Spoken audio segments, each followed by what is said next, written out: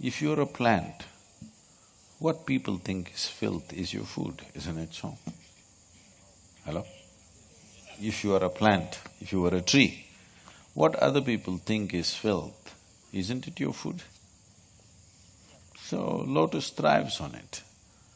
What is filth is only in the human mind, isn't it? Huh? This happened very wonderfully.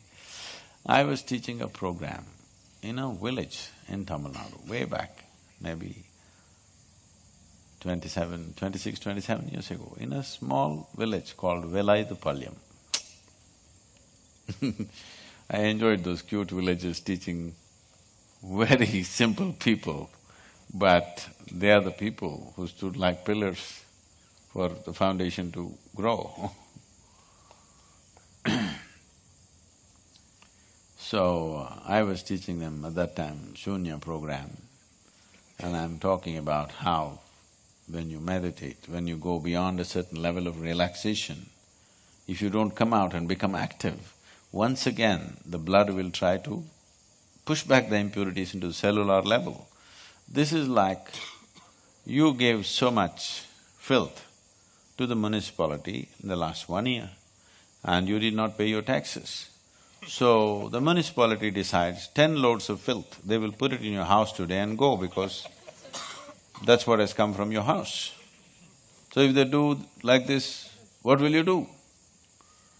In one voice they said, violet pot grow. That means, they said, we will use it in the paddy fields.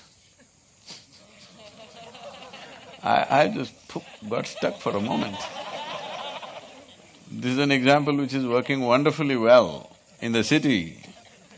When I'm speaking in English language and I'm talking to people, if you put back all the filth into your house, will you take it? No, no, no, we don't want the filth. But these village people who are all farmers, they said, violet pot grow.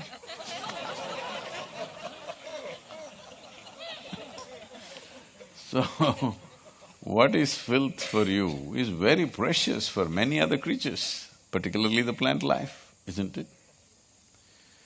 So, there is sufficient filth around you and within you, yes. And how to transform this into a fragrant blossom?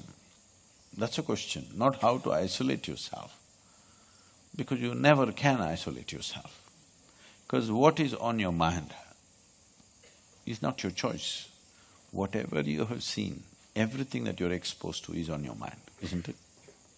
Now, what will you make out of it is your choice. Will you smear this filth on your face and walk around in the world, or will you make this lotus blossom? That's all the choice you have.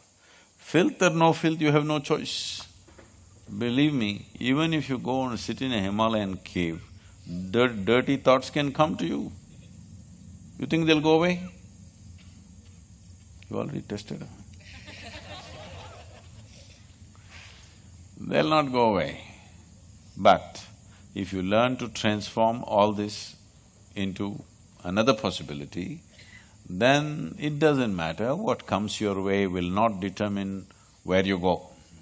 Right now for most people, what comes their way determines where they go in their life. That is why they're so paranoid and scared of their life.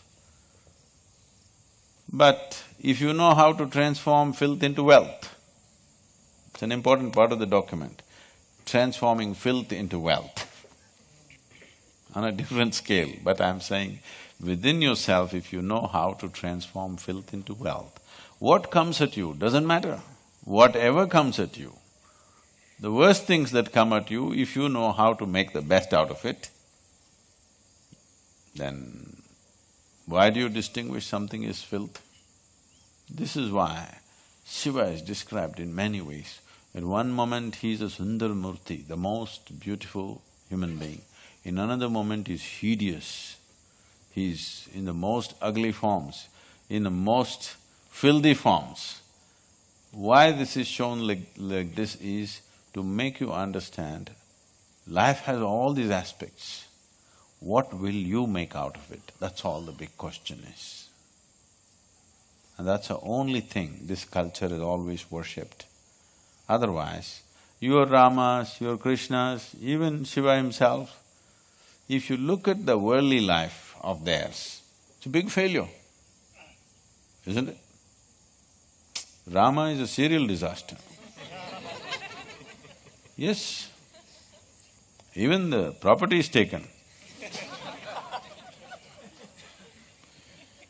Continuous disaster. Any one of those incidents happened in your life, you would be broken. Huh? Your wife kidnapped and your children taken away from you, then you fight a battle with your children, your kingdom gone. All these things will break human beings, isn't it? But whatever happened, he stayed above it. So we are not worshipping him for his success. We are worshipping him because it doesn't matter what you throw at him, he still goes through it untouched.